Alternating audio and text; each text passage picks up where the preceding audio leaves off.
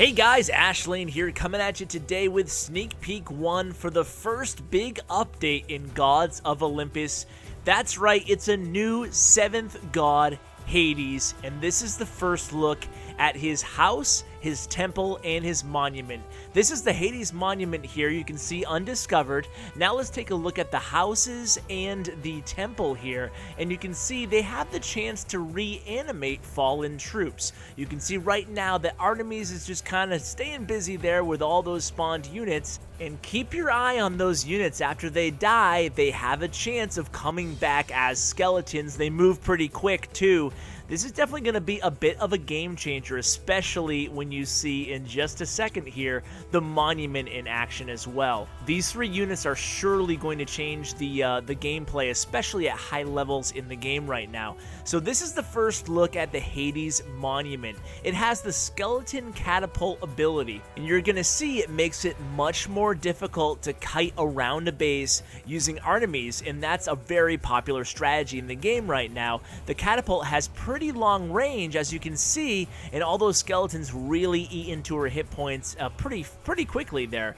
Now Aphrodite has been dropped on the map right now, and there's a reason for that. It's because Aphrodite's charm ability does not affect the skeletons spawned by any of the Hades buildings, and Hades himself, his skeletons, are also immune to Aphrodite's monument. Important to keep that in mind when you're trying out the new hero and the new buildings for the very first time.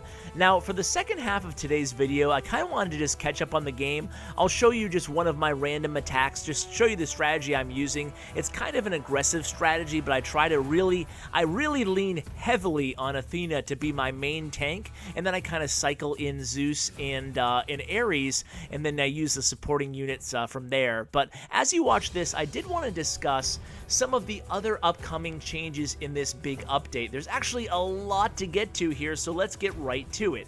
So you already know a little bit about Hades. The Sneak Peek 2 will be coming up in just a few days, and you'll start to see more of his powers.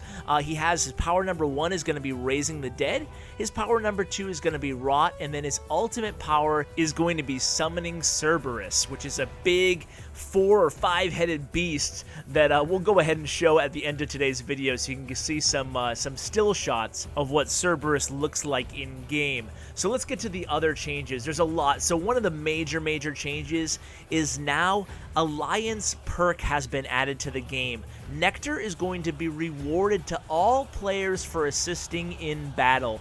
That is absolutely huge. It gives an additional reason other than just being a nice guy or gal to help out your alliance mates in the battle.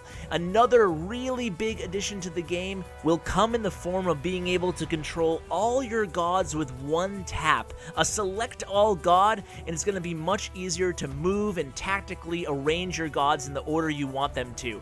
Now another change is you're only going to be able to drop 5 gods on the map at a time, and in my mind that's actually a really good thing. It gives more variation to strategy in what order you drop your gods, how you use your gods, whether they're going to be supportive, whether they're going to be aggressive, when you're going to use them. There's going to be all kinds of different strategy that evolves from that one change. Now getting to some other changes, there's a lot of balancing changes. I'm going to go ahead and let you guys read over them on your own, and I'll put the link to that post in the description below, so be sure to check that out. But other little things is battle history list now provides matchmaking details, for example your attack and your defense rating relative to your opponents. That's a pretty cool little addition there. There's also a god ordering feature they're going to add to the game. You can rearrange your god portrait order for each battle. That's another really cool thing, I think.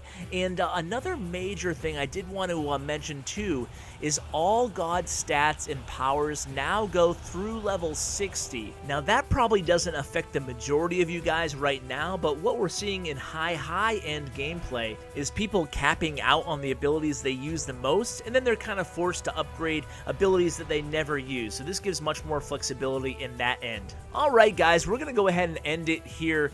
Here is the pictures I promised of Hades in action. These are pretty early pics. I'm not sure if it's gonna look exactly like this when we see him, but stay tuned to my channel. I will be covering additional sneak peeks in the future for Gods of Olympus. For those of you who don't play the game yet, it's an absolutely fun, refreshing, and awesome game.